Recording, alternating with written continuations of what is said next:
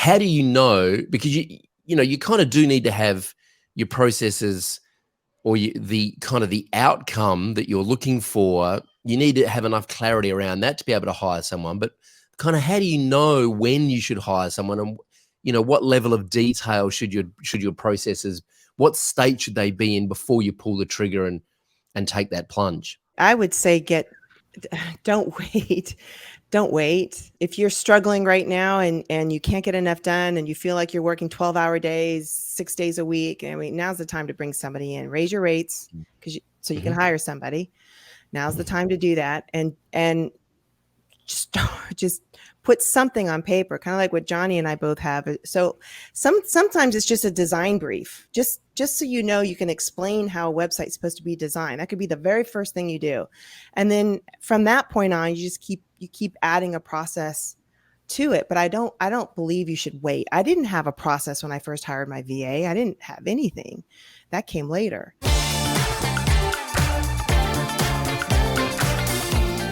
Good morning, good afternoon, good evening, wherever you are around the world. Welcome to another episode of the Agency Hour live here in the Digital Mavericks Facebook group. Today, we're going to be talking about the challenges that we go through when growing our team.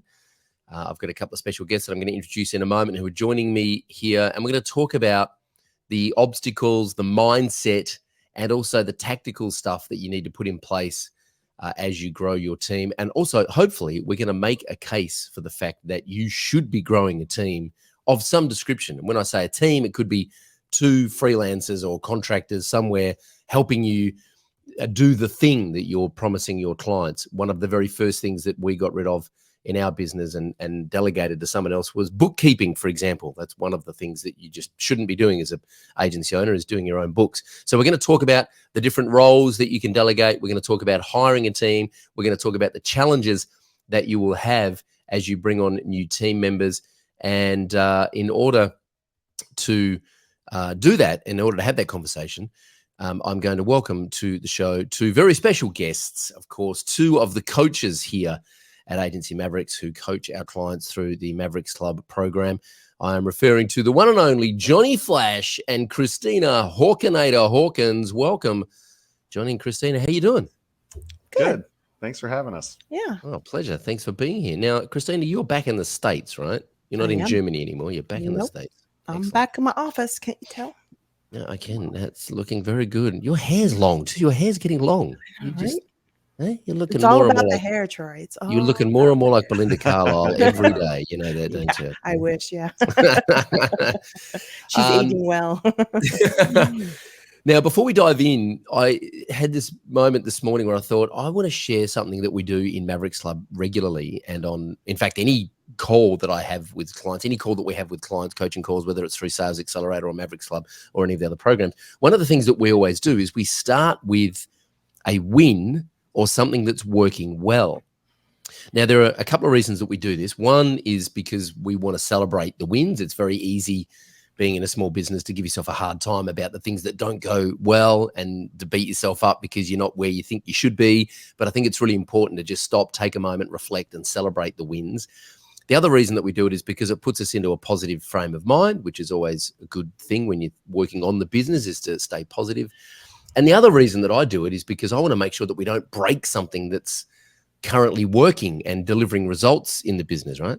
So to completely put you both on the spot, what I want to do right now is just ask you guys to share a recent win or something that's working well in the business over the last few weeks. And maybe we'll start with Johnny, because Christina looks terrified, frankly.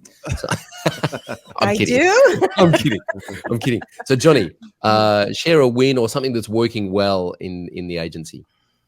We've hired 5 people in the last 2 months. So the hiring's going well, and I'd have to check my stats on the recurring revenue increase in the last few months, but we took on a large retainer a few months ago and have added some recurring revenue then. So we're probably I'll ballpark like 11K up in recurring revenue over the last couple months. So wow.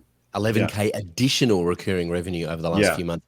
Yeah. And who are the roles that you've hired? The 5 new roles that you've hired? We've hired 2 developers, 2 designers, a VA, and we're currently interviewing a Google Ads SEO specialist that will start next week.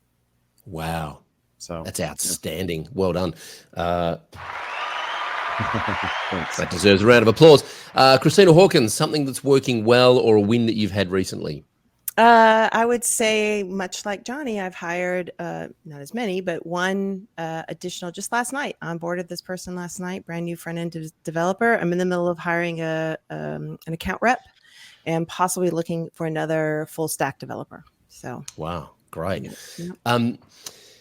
So just for me, one of the wins that we've had recently is signed a lease on a brand new office studio space here in Melbourne. I've been sharing some photos in the Digital Mavericks Facebook group about that, the fit out that's coming together. The builders are in there now. In fact, the electrician is about to pull up out the front of my house and pick up the keys so he can go and run some more cables and data ports. It's a monster. It's coming together very well, and I'm super excited to get in there so I can start live streaming from there and not be live streaming in the house, which is just starting to kind of do my head in because the kids are out there having breakfast. And frankly, I'd rather be out there having breakfast with them rather than live streaming from home. And it's very tricky for my wife to try and keep them quiet while I'm live streaming because they just don't understand what quiet means because they're 4.5 and 2.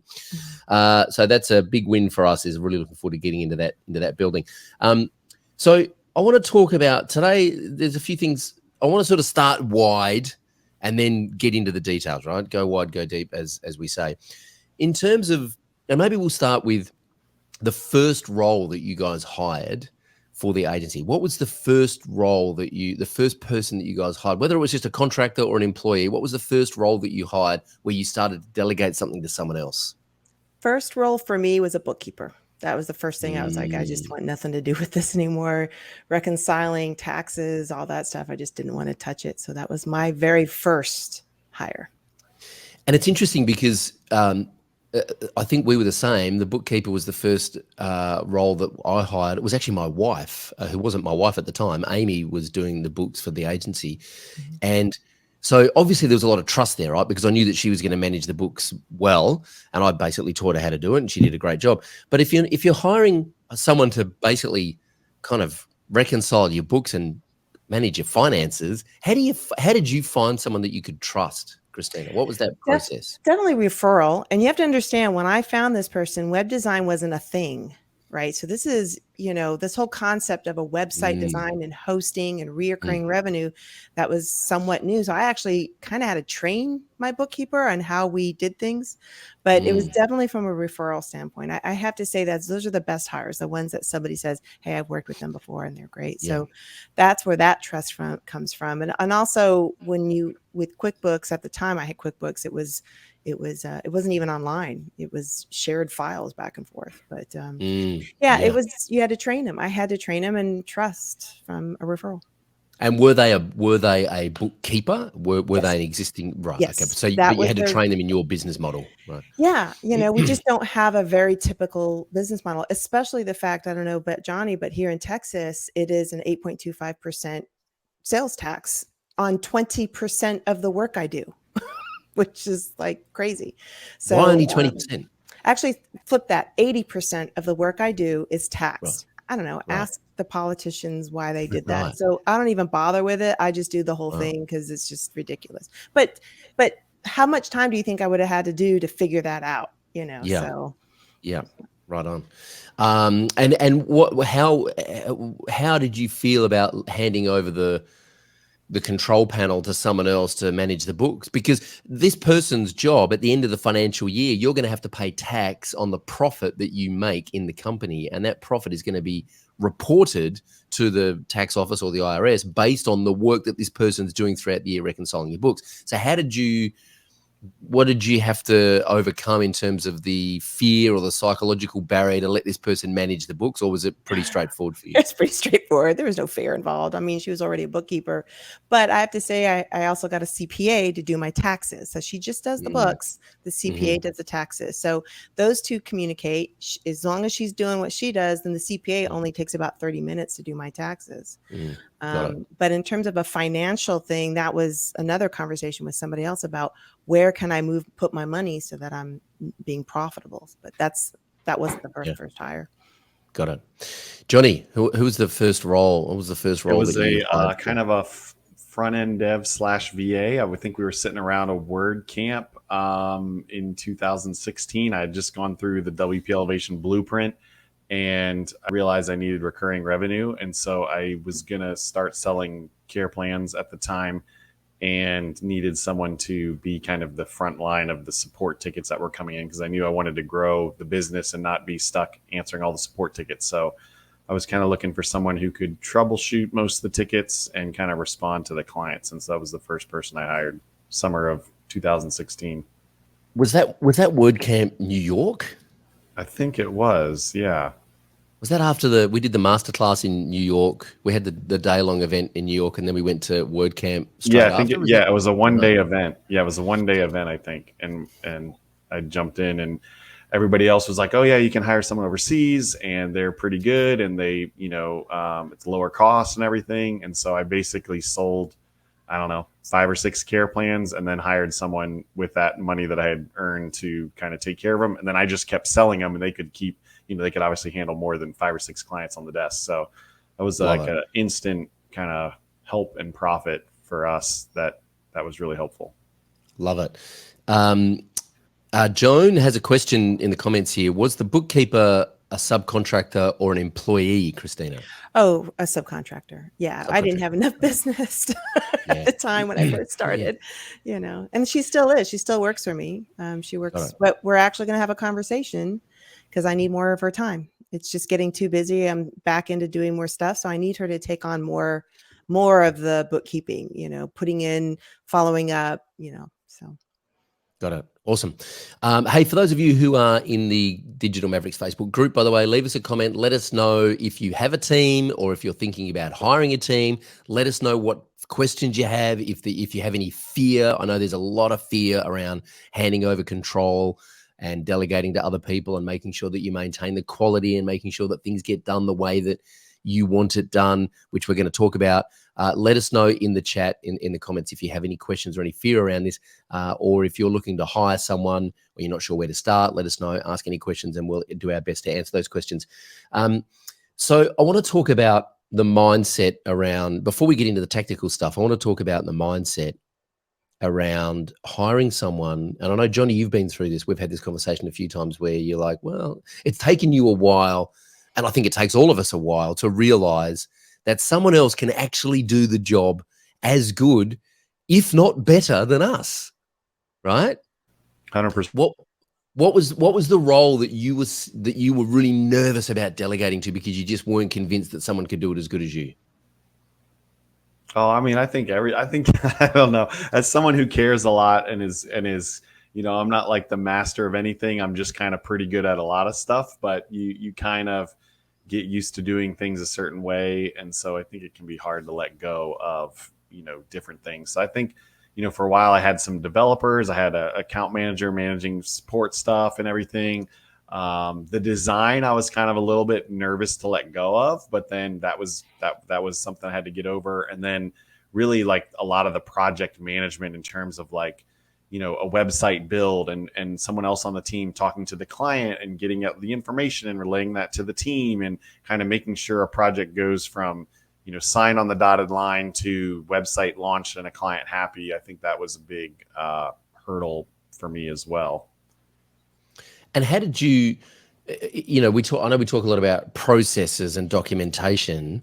How did you mitigate that fear or that, releasing control? Like, how much documentation did you have, and how, was it really like follow the bouncing ball, step 1, step 2, step 3, step 4, or was it just kind of high level? This is what we do. Let's work together to fill in the blanks. Yeah, I mean, for me, since I had been doing all the roles, like probably a lot of people listening to us right now, I just started documenting what I was doing so there'd at least be a starting point for someone of like, hey, this is how we've been doing it up to this point. It's not that you have to follow this exactly, but I didn't want someone to have to come in and necessarily like start from scratch or kind of figure it all out, since I'd already figured out a lot of things. So I just started documenting, this is how I create a sitemap. Here's some sitemaps I made. This is what I think about when I'm laying out the, organization of the site. Here's how I write a design brief. Here's what I include in the design brief. Here's what I, how I set up the task for the developer, whatever those things were. And so I just started to record more, document it. Might be a short, like 5-minute video here, 10-minute video there, and just tried to, as best as I could. First, you just start out at a high level, right? You say, okay, we need to get a sitemap. We need to figure out what the design is going to be and the influences for that. We need to make a mock-up. We need to, build the header, the footer, the homepage on the WordPress, whatever. You just kind of high level, at least what I did, high level bullet pointed out, and then start filling in the details a little bit. And so I just started kind of documenting that, and then told the team members as they started taking it over, like, I think you told me this, ask as many questions as you can this first time or two around, because I want you to be able to do this smoothly, 10, 20, 30, 50 times without having to ask me a whole bunch of questions. So I'd rather you kind of ask the questions these first couple times, and we hold your hand, and then, then you'll be good to go. So. And Christina, how well documented were your processes before you started bringing on people to do development and design and those things that you'd been doing up until that point? Oh, I didn't have anything. My very first real hire after the bookkeeper, I didn't have any processes documented, but like Johnny, the first thing I added was a VA dev person. And that's when I was like, all right, in order to really hand this off. And I remember a flight to Sonoma, California, 4.5-hour flight. I just started typing out Google Docs, brain dump all the things that I do to run my business, So now I've gotten to the point where I have a full-blown intranet on Notion. Everything is in there, and it's all properly organized by the 3 different work services that we have: web development, marketing, and care plan. And everything's organized in tables with tags. And so the best thing about what I've got at this point is that my team can find things much easier. And they all have access to it. So if there's any changes that need to be done, I tell them, please update it. Like, I don't want to get in there and update this stuff. I'm not in dev anymore. I haven't touched CSS, HTML. I don't do any of that website anymore. So I'm like, it's been a long time. I don't know even at the first thing at this point. So I need you guys to do this. So my lead developer, that's her responsibility, is to make sure that those processes are stayed up to date. And then I'm going back in through marketing and adding in, I just did it today, is how to add us as a partner on your Facebook business manager, so that the project manager can send that out. So everything is all documented, full-blown intranet at this stage, including onboarding a new dev, a new employee. Got it. And how tell me, I want to hear a story. And just real quick, I just want to mention this too. So here we had this on our squad call yesterday. Somebody was probably felt a little overwhelmed when they looked at my Notion. They're like, "Oh my God, this must have taken you forever." But really, it's just over years, and it's an iteration. And you have to start. You just have to start somehow, and not worry about what I've got put together, because mine's years and years of all that. And so how do you do it? Well, you just do what Johnny and I did, and you just start somewhere. Just start how I build a website and just brain dump an outline.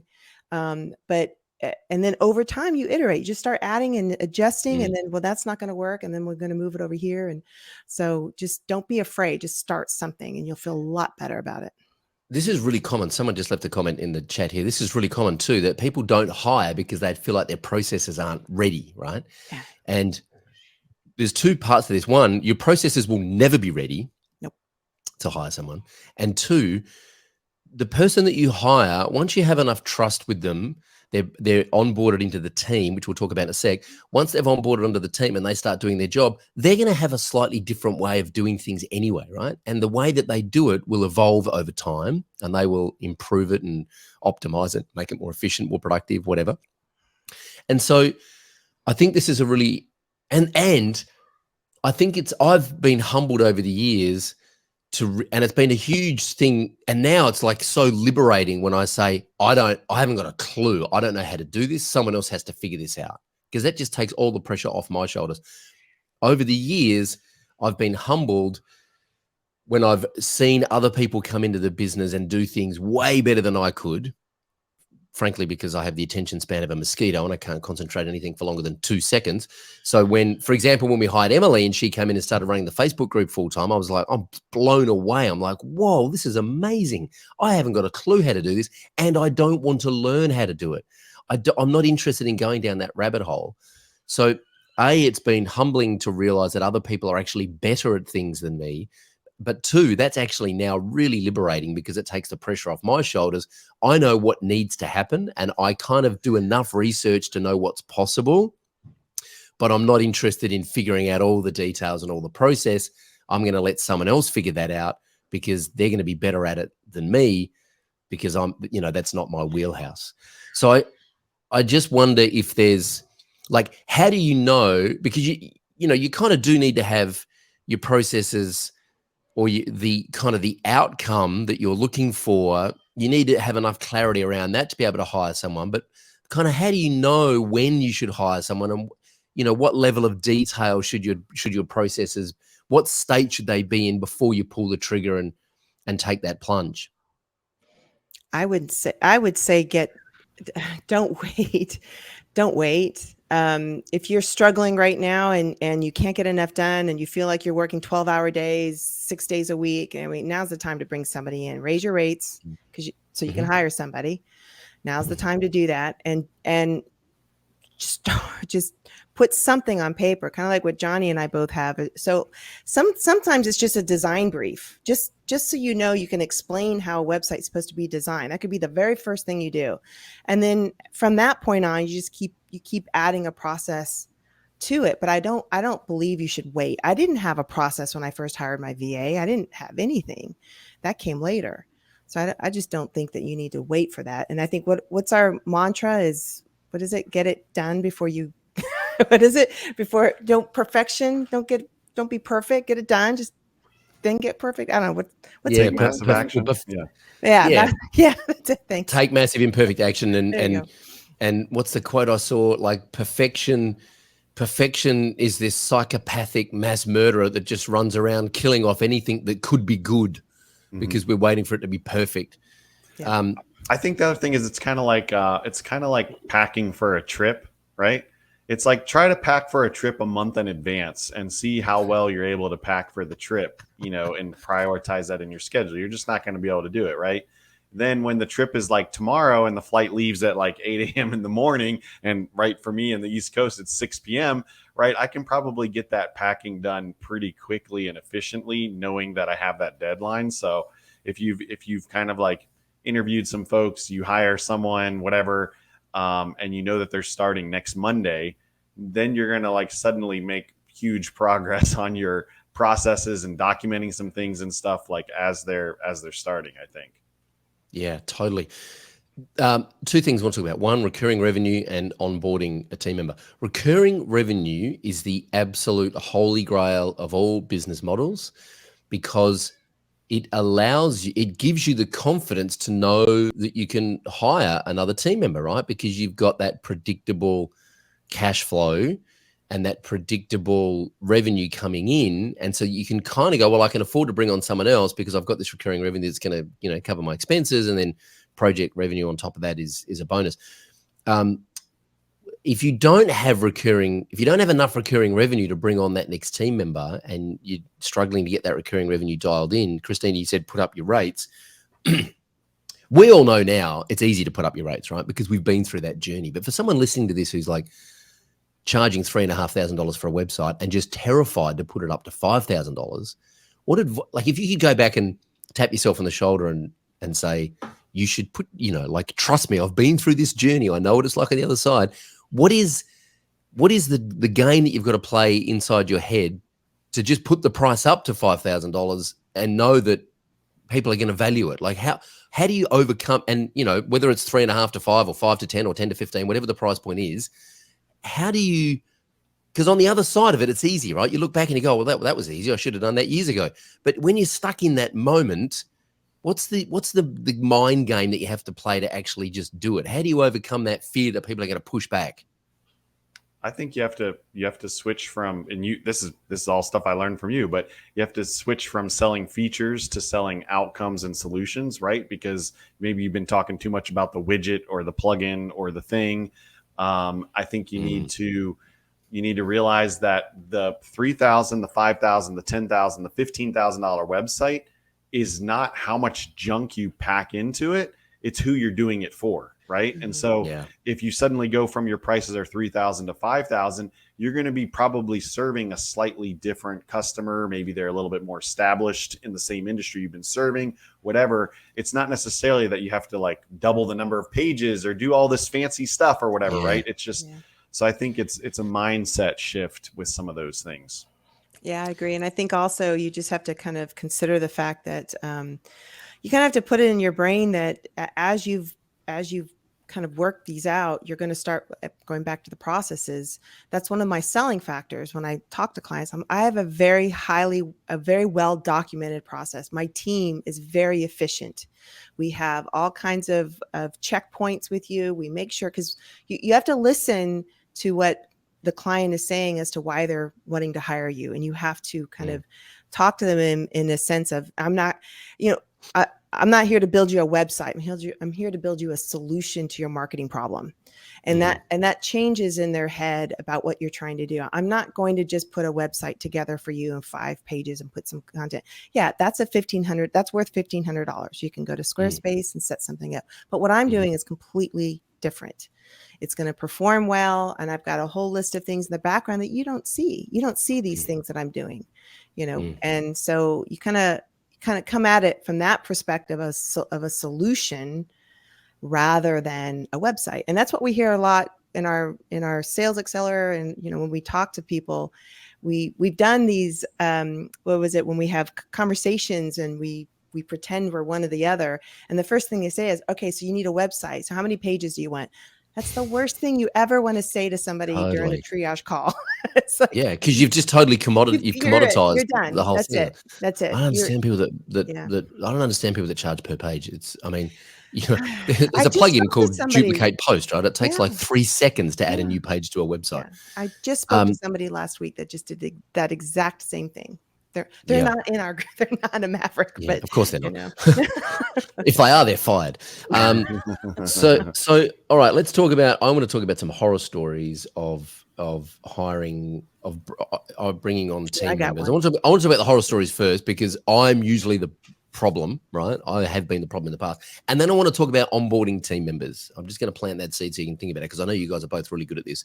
And Max actually runs our onboarding process here at Agency Mavericks when we onboard a new team member. Our latest team member is Alejandra in Brisbane, who has replaced Maddie running our social media and our blog.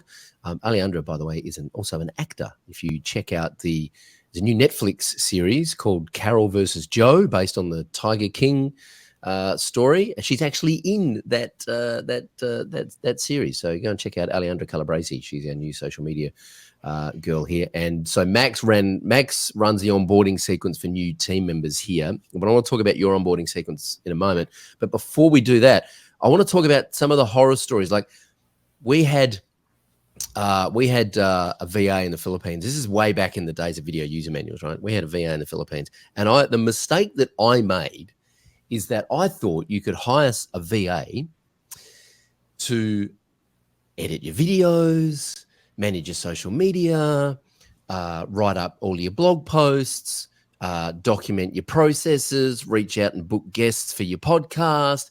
I had this whole laundry list of things that I wanted them to do, which I was doing all of those things and kind of not doing them very well because I was trying to do too much.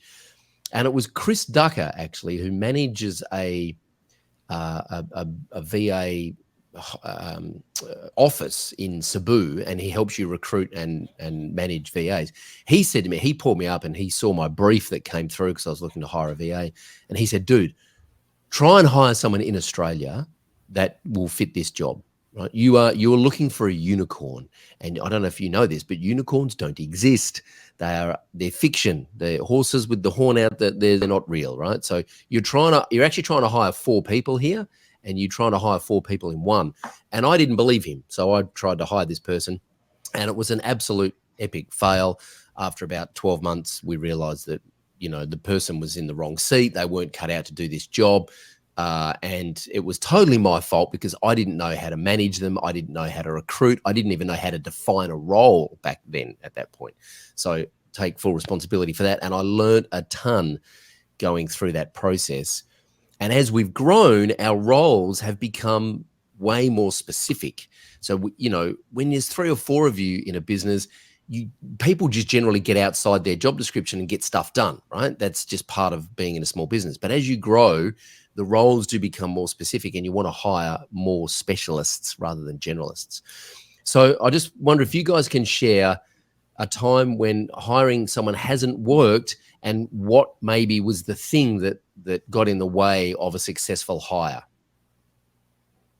Oh my gosh. I think oh, go ahead. I'm going to say my first hire, I think it was kind of a little bit of that unicorn where I was like, hey, I want you to be really good at front end dev. I want you to be really good at quality checking. I want you to be able to respond to the client flawlessly. And she did a decent job, but it was a lot to ask for someone. And so after she was not on the team, after, she had been on the team for a couple of years, had some medical issues, had to stop working. When I went to rehire, I said, hey, you know what? I'm going to get a person that's a front-end dev in the Philippines, but I'm going to have a U.S. part-time person who's going to check their work and do all the client communication.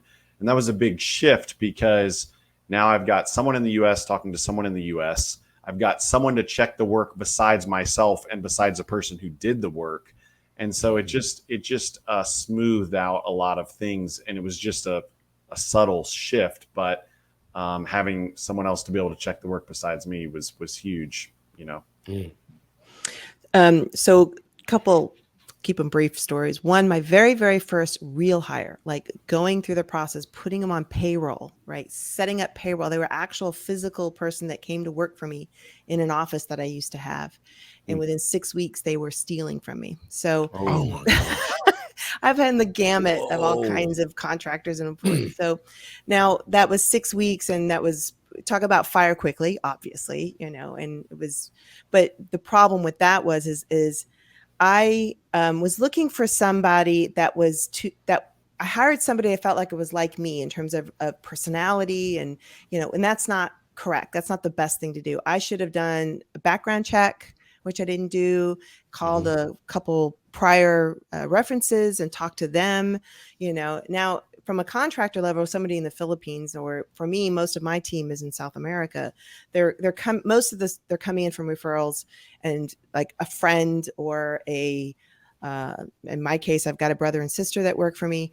But if you're going to hire somebody, do some due diligence. Do pick up the phone and talk to a prior employee if you can, and get a sense of who they are, as well as the interviews. A second one was I hired somebody to help me run our care plans. And again, it was a referral thing, but I did not do proper due diligence, look them up, talk to somebody else that they might have worked with, because this person, within about a week, I had fired them because the way they were talking to my clients, like in our ticketing system, he was responding extremely rudely. And so again, it was a personality, which one of the things that we talk about Mavericks is hiring by culture, right? Somebody's going to fit your business and how you work. And so that was another mistake, was not really doing due diligence of proper interviewing, asking the right questions, getting a sense of who they are. It was more like a desperation, like, I need someone to take this role. And he raised his hand, and I'm like, great. And I have a pulse. I have a pulse. I can answer the email. So that within 2 emails, I'm like, you're done, out, bye, goodbye. No. So I've learned my lesson since then. Yeah. My buddy Nick said to me once, I was talking to him about a hire that we'd made that I knew that I just needed to get rid of. And he said, talk to me about the process of hiring this person. So I talked him through the process, and I was like, 3 words in, and he went, all right. So you hired based on availability. I said, and it was kind of like, when someone wings you, someone like you get hit in the solar plexus, and it's like, I was like, oh yeah, I've been found out. Yeah, I did hire based on availability. And I said, what am I supposed to do? And he said, you hire based on ability, not availability. I'm like, that makes perfect sense. I just declined 2 people I interviewed, went through the whole interview process. And the second person I was in fact, Johnny, I talked to Johnny about it, because I'm like, what do you think about this? Because my gut was telling me this isn't the right fit, but her credentials were great. Like she worked as a White House intern. She had all this, this is awesome. But my gut reaction, having an interview with her, and she did a test, was like, this isn't going to fit. It's not going to be a good fit. Yeah. Not going to be a good fit. And so we actually have 3 interviews that we put people through now before we onboard them. This is before the onboarding process, before we've actually made them an offer. We have 3 interviews we put them through. One is I'll call them the 3 C's. There's the culture interview, there's the competencies interview, and there's the commitment interview, which I'm not going to go into the details there, because we've got a whole new training coming out soon where we're going to go into the details and give you all the scripts and everything to follow. That's another story for another time. But once you've made an offer and you've hired someone, what does your onboarding process look like? How do you get them? How do you give them everything they need to succeed? And sort of what does that first 2 or 3 weeks look like for you guys when you hire a new team member? Johnny, you want to start? Oh, yours is probably a lot more detailed than mine, but I will just say, we have some videos that we have them watch. We try to set out our expectations. All of our team works from home, so as you guys know, when you've got people working all over the place, it's really important to kind of set the expectations really clearly. So whether that's like how we use Slack, or different things that we do as a team, and kind of what those expectations are, I think that's really important, right? So everybody says they're starting to work in the attendance channel and what they're working on that day, and then signs out, or if they have to, take a break or whatever. So we always know who's working when, and that kind of stuff when they're able to be reached. And then we do things like, have them fill out a new team member onboarding form that we have on our own website that we send them to. It's part of their first couple of days of, hey, you need to fill this out. And it's things like, when's your birthday? What size t-shirt do you wear? What's your favorite thing to drink? What do you like to do in your free time? What are your kids' names, your pets' names, whatever, because we want to really get to know them. And then I think that helps create the more family culture that we want to have, and kind of team member thing, not just like this is a job that you're showing up for, right? So we kind of assign them to a success person, that's going to help them succeed in their first month. They have a weekly check-in call with them to just see how things are going and everything. So it's a lot of little things that I think add up to having a good experience. Why do you think I'm setting you up here, I'm teeing you up here, but why do you think it's important that they feel like they're part of a family rather than they've just got a job? I mean, we're paying them well, right? We're looking after them. Like, why is it? I mean, for those, I know there's a lot of people who are like, I don't do the woo-woo crap, man. Like, I'm paying you, do your job. Like, it's, I'm not going to give you a virtual hug. Like, I don't care about that. I don't care how you feel. I don't care if you're having a bad day. Like, just do your job. I'm paying you, right? Yeah. Why do you think it's important that people feel like they belong to it? So one of our core values is family, and it's people matter more than the work. And, when we brought on 2 of our team members who started last week, I did something that I hadn't done before. I said, for everybody on the team, we were on a, huge team call with everybody on the call, paying, hundreds of dollars for this call to happen, because everybody's on the clock. And I just said, hey, introduce yourself, your role on the team, a fun fact. But I said, say why you like working at Johnny Flash.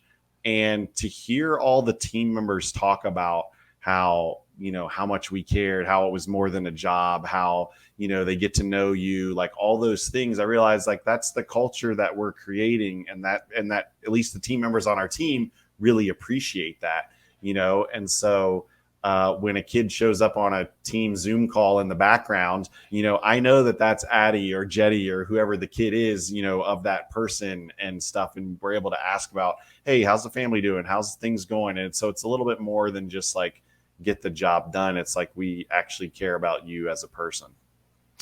There's an economic benefit to this though too, isn't there? It's not just a feel good, like I feel good about my company and me as a boss because I know that everyone loves working here. And, if we had a Glassdoor account, we'd be 5 stars all the time. And, right. But there's an economic benefit to this, right? Right. Because we had a problem on our own website yesterday and the developers are all logging off and it's after hours. I'm like, oh, we can fix this tomorrow. It's not that big of a deal.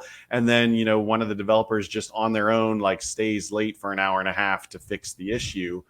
And that's because they care, right? They care. Right. It's a mutual care, right? I care for them. They care for what's going on. One of our values is everyone's an owner. And it's kind of like when I walk around my own house and I see a piece of trash in the yard or in the bathroom or whatever, I put it away because it's my house and I care about it, right? And I want my team members to have that same value, that they see the piece of trash in my yard, and because they feel like it's their yard, they're going to pick it up, right? I scream at the kids when I see trash in the yard. Is that not what you're supposed to do? I'm like, who the bloody hell left this here? Put this away. It's a trip hazard. I'm going to break my legs. And when you have a bunch of kids, they all just point the fingers at each other. Oh, they did it. Oh, no, it wasn't me.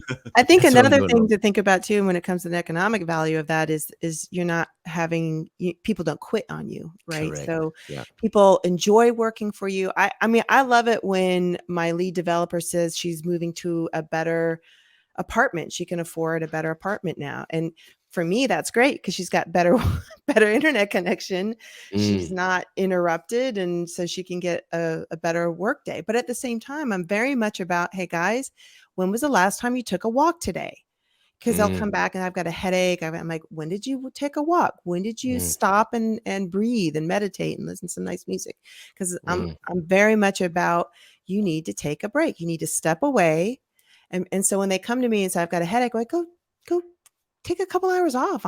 That's fine. Because you know what? Just like Johnny, they're going to work on a Saturday if we have to, which I don't really like to, but they'll be there and they're always learning. And so the other thing for me, one of my values is you're always learning something new, always. And so one of the questions I ask about once a month to my team is, what did you learn recently? Whether it be a personal growth, something you for your own career, for the business, what did you learn?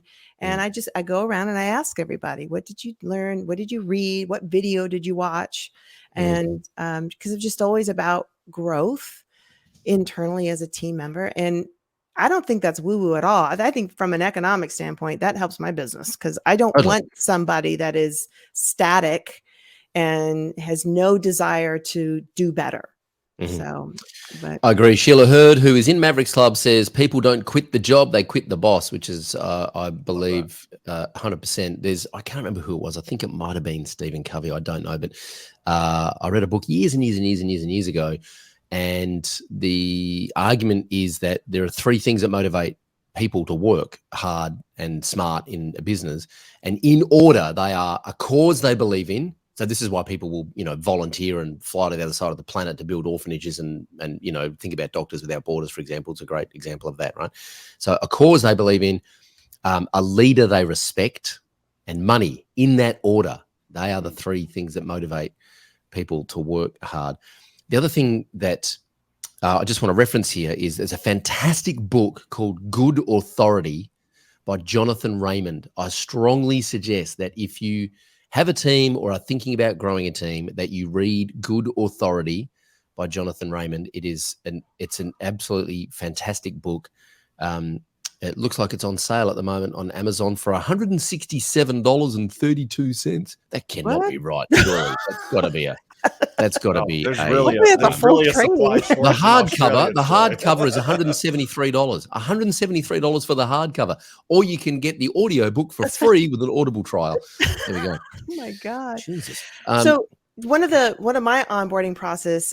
So like you said, mine's highly documented. So I've got email templates that get sent out. I've got all the things that need to happen. I have a training page that has step 1, step 2. This is how we find documents. This is how we log into, this is why we use Slack. This is how we use Slack. We have a daily bot, please, and instructions. There's a very, so I have to make sure that I'm there for them, because I just experienced this last night. I just hired him just last night and he had trouble getting into the email. So just like I would with any client, I wanted to be available to help him get in there and not ignore him until I felt like talking to him. Because it's exactly, again, with a client, that first experience with me, I want it to be, I'm there to help you. And so we had some issues. We got it figured out, and then at that point it's adding him to LastPass, adding him to Teamwork, adding him to Slack, and so it's just the experience that I want him to have in the very beginning is a good one. And so that way from there on out, and then I introduce him. The whole team's on Slack. Hey, everybody, say hi to Oscar. And funny, his name's Oscar. But yeah, and so we've got an entire checklist and email templates and training videos, like Johnny was saying. I've got a few videos on how we do things, why we do things, where do we get this and how do we get that. And so so one of the questions I have is, how do you know, let's say we've onboarded a team member, they're a good fit, first couple of weeks look pretty good. How do you know in 6 months' time that team member is doing a good job and is succeeding in their role? KPIs. Yeah. But we've got a spreadsheet. So we're just setting this up. I've been really lax about it, but I've got a spreadsheet and I'm building it out. It's pretty much done. I had the whole team together. I had my lead programmer, project manager, my care plan manager. The 4 of us got together. I said, I need numbers once a week that we know that this person is doing their job. I don't want them to have to think or wonder or guess. The numbers should at least give them 50% of the idea that I'm doing my job well, but it needs to be a number that we all can find quickly and that makes sense. So we put together some ideas. We're still testing it, but that's kind of where we're kind of at right now. And then it's a feedback, right? So there's a quarterly feedback that we do. But for that first hire, I'm going to rely on some of my team members. I'm about ready to possibly fire somebody because they just can't get along with this person. The job is 50%, he's there when we kind of need them, but the team has a really hard time communicating with him. So that's kind of where, there's other people involved. It's not just me. So. And how do you, one of the things that we have introduced after doing a fair bit of reading from a guy named Jeff Smart, who wrote a great book called Who. And one of the things that he talks about in that book is the scorecard, the job scorecard. How do you guys use job scorecards for every team member, or are you still dialing that in? Because I know scorecards are hard for some team members, very challenging. We've kind of worked a lot of this out now, but it's challenging for people like developers where there's not an obvious number. I just wonder how your team members know that they're doing a good job. One of the things I've learned is that, and I learned this when we came back from our last live event in San Diego, which is February 2020. We had a great live event, but we had a terrible quarter. Not terrible, but it just wasn't as good. The quarter itself didn't reflect the success we had at the live event. And so we had this great live event. We came back, everyone was pumped. End of March, I'm like, well, we're kind of a little bit behind where we wanted to be. And a couple of my team members who were working in the office with me at the time, they were like, what the hell? Like, what do you mean? How? And they kind of felt duped because they felt like their analogy was, we felt like we've been out there playing basketball, shooting 3-pointers all game, and then 5 minutes before the game's finished, you've pulled the curtain back on the scoreboard and we realize there's no chance of us winning because the opposition's so far ahead, but you haven't shown us the scoreboard until now. And that was a huge eye-opener for me. I was like, okay, right, you need to see the scoreboard every day, because I see it every day. I just wasn't sharing it with the team because I'm an idiot, right? So how do you How do your team members know they're doing a good job? Do they have numbers that they can point to, or are you still dialing that in for some key roles? That's what I'm instituting. That's the thing that we all got together, try to figure out what those numbers are. And you're right. The development one was really hard to come together and figure out. One of them was, how often do you have to be asked to do a task? Like, we need you to do this thing. You do it. We do a quality check on it, and it's still not right. So how many times did we have to ask you over and over, and we have a tag called a redo tag. So how many redo tags did you have this week? So, Wow. that was one of the things I could think of, was a quantifiable number that we could track. Another was estimated hours versus actual hours. Now, that can be a guessing game. And again, part of the thing you have to really let the team know is, if you don't reach your goal or what we've established, it does not mean you're fired. It doesn't. That's not what this is. This is not going to be a thing that we look at. Hey, you didn't reach it. That's it. You're out. That's not. This is, like you said. So the scoreboard. Where you're at, and it's a quantifiable, actual number that you can look at and say, "Oh, I probably could be adjusting here." And it's all about adjustments. We just had a project go live, and I told my project manager, I said, give me a summary why we were so off track in our estimated hours versus actual hours. What happened? So he just got the team together. The three of them had a little powwow, and he came back with 5 bullets for the next time we do a project. It's these 5 things need to be changed next time. So I think it's a constant communication, but also some kind of quantifiable number. We have a spreadsheet in there. It's a scorecard. Love it. Johnny, how do your team know that they're doing a good job? What can they point to say, hey, look what I've been working on. Isn't this cool? Yeah, I mean, we're still kind of figuring some of that stuff out too, but we have certain things. Obviously, we set out like detailed project schedules for when a project's supposed to go live. So there's only a couple people working on each project, so it's very clear whether they hit that or not. Look at things like the time it takes to get support tickets resolved from the time that it comes in to the time that it goes out. Obviously we don't want it sitting on there for 5 days, and still unresolved, that kind of stuff. So those are some of the things that we can look at to kind of see, along with some of the things that Christina said as well, in terms of like, is someone on track or not? I want to ask you both how your role has changed as you've grown your team, and how not just your role in the business, but how you view the business, your relationship with the business. How has that changed? And how has your time that you spend in the business and the time that you spend doing other things and your kind of stress levels? Because, hiring people does reduce some stress levels, but frankly, it creates new stress that we didn't have before, right? Because we're dealing with people. People are the solution and cause of most of our problems, right? So I wonder if you could just talk a minute about how you've changed as a business owner as your teams have grown from, you guys both started out as freelancers essentially, and now you're agency owners and you're CEOs and you've got teams and you've got mouths to feed and you've got responsibility. How's that changed you? Go ahead, Christina.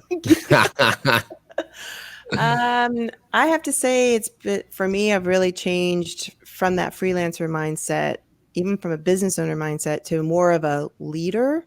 Like I'm looking more strategy. I'm looking more, how can I do better next time? What can we do next time that's different, better, but also trying to understand the team better and how can they work better and how can I help them? How can I make sure the next time they have what they need to do better? Every single time, every project we do, we have a summary of what we could do better next time. So I'm trying to be that person for them. That's encouraging. That's I try and take on a lot of any issues with a client. Like I still kind of have to have that phone call sometimes with a client, and I have to be reassuring. It's almost like my mothering. I've got 2 kids right now. I feel like I'm turning that around in my being mother to 5 other people right now. How are you doing? Everything okay? Well, I'm not feeling so.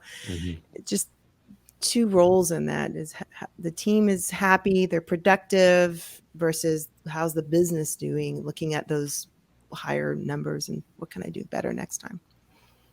Totally, 100%.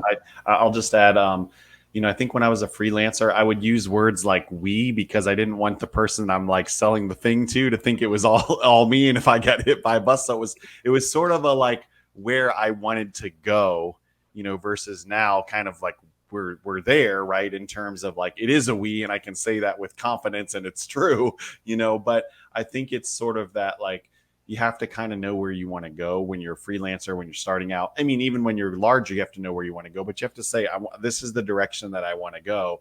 What do we have to do to get there? And so then you start taking those steps, right? And so sometimes you have to kind of have that like preferred future or that vision of where you want to be. And then kind of like start to take those steps as if you're there, right? So now I think it's a lot more about leadership. It's about process. It's about getting the right person in the right seat. And if someone's not in the right seat, how can we get them to a right seat if there is one on the bus? And it's a lot more about kind of dialing all that in and dealing with problems as you grow, right? I mean, what worked when there was 20 clients and one person answering the ticket desk doesn't work when there's 120 people and 3 people working the ticket desk and different, stuff. So those kinds of things. If you could go back and have a sliding doors moment, would you stay as a freelancer and do it yourself, or would you still grow a team? No, because I like going on vacation and leaving my laptop at home. I like not answering the email, not answering the Slack, knowing that like the money, there's still money coming in, there's clients being served, there's good stuff that's happening, and I'm not involved with it. And frankly, the more often I can do that, the better the business runs, because we find whatever little speed bumps in the road and we say, okay, we need to work that out so that's not an issue next time John's gone and stuff. So it's great. Yeah. I agree. I think it's I just like to be able to step away for a bit. But I think also on the flip side, I don't think I want to have a giant agency either. I like having it somewhat the size I'm at, maybe 2 or 3 more people. I don't know if I want to get any bigger than that, because like you said, the more people, the more problems. I think we're at a good size right now, but I definitely wouldn't go back to being a freelancer. And here's another thing. I like the community. My own little personal community. I like the people I work with. I like having twice a week meetings with them. I like hearing how somebody in Brazil is living and how someone in Ecuador is living. I like that. And before, when it was just me, So, and even before Mavericks, Mavericks, it's really hard to sit in a room by yourself and not have. Even Slack, right? Just hop on Slack and say, hey, I need some help, or can you do this for me? I love the community too. One of our Philippine team members, I'll just end with this story, said, shout out to Regine for helping me last Friday in rendering this lyric video. Adobe let me down, but you didn't. Thank you. And then Regine, who's on our team, said, I'm still waiting for the fries at my doorstep for helping him. And then he must have door dashed it or something to her, because then he sent her like fries and a milkshake and stuff to her. And it was just so awesome. But it's like one of those things, like what Christine was saying. It's that community, it's that family, it's that, making a difference together. That's just so awesome. So totally. One of the things that I did was I bought everybody my hoodie jacket, zip up hoodie with my logo on it. So I sent everybody one of those. So we're going to all get together and take a picture of all of us in our hoodies with our company logo together. So awesome. And it's really rewarding too, isn't it? When you see clients being served, you get testimonials or gratitude from clients that you don't know. It's like, oh wow. I mean, we this happens all the time in our Slack channels and our support tickets. I'm like, someone shares a success. Someone shared it this morning, actually, Liz Hamilton in the Digital Mavericks Facebook group, who was in Mavericks for a year and then bounced out and has now come back into the group and said, I just want to say a huge thank you to all the coaches at Mavericks, because it took a bit of time and I'm working on my own timeline, but this is now starting to work and I've got my team, and she's taking a week holiday with her daughter to go diving and do some marine biology stuff, and the team's delivering. And it's really rewarding. And I didn't coach Liz. I had a couple of calls with Liz, but I think Johnny maybe coached Liz in the squadron. So well done, Johnny. And it's great to see clients having success where I'm not, individually involved with that client. I'm not, working with them one-on-one. that feels rewarding, that I feel like I've built something bigger than myself, which is very rewarding. Hey, this has been awesome. I hope you guys have found this helpful who are listening. If you're not in the Digital Mavericks Facebook group, by the way, if you're just listening to this as a podcast, please come and join the Digital Mavericks Facebook group. We have a lot of fun in here. We're over 12,000 members now, which is awesome. We also just clocked over 10,000 subscribers on YouTube, which is a nice milestone. And we, over the last sort of 6 to 9 months, we've been recruiting team members for our clients, our inner circle clients, mainly our Mavericks Club members. And we've learned a lot about the recruitment process, about finding, hiring, recruiting, onboarding, and managing a team of A players so that ultimately your team can deliver value and help you run a profitable agency without you being kind of stuck in the business 40 hours a week, right? And what we've done is we have we basically have more demand for this thing than we can serve, right? We just can't hire for everyone who wants us to hire for them because we're a small business and, you know, we want to do a good job and we want to get it right. So we have a limit of the amount of people that we can help. But what we have done is we've taken our entire process from Team Accelerator, which is our recruitment service, and we've packaged that up into a brand new training so that you guys can do it yourself, so that you can follow the exact same process. We use ClickUp to manage it all. We've got all the templates, all the scripts, everything you need to interview, everything you need to place job ads, job scorecards, job descriptions, everything that we've been talking about, how to attract, hire, onboard, and ultimately manage a team of A players. And we're going to be releasing that in the coming weeks. I think we're probably about 3 weeks away from having that ready. So keep your eyes on your email, keep your eyes on the Digital Mavericks Facebook group, and keep your ears on this podcast, because we will be talking more about that over the coming weeks. And then I think in the middle of May, we're going to open the doors and make that training available for you guys so that you can come in and use the exact same process that we use to recruit team members, so you can get off the tools and have more fun. So super excited about that. Christina Hawkins, Johnny Flash, thank you so much for joining us on the Agency Hour today. And look at this, we've been live for 59 minutes and 55 seconds. This literally is the Agency Hour. It's amazing. Woo, we did it. Thanks for being a part of it. Really appreciate you guys, and look forward to seeing you again here soon. Thanks for having us, Troy. Thank you. Bye. Take care.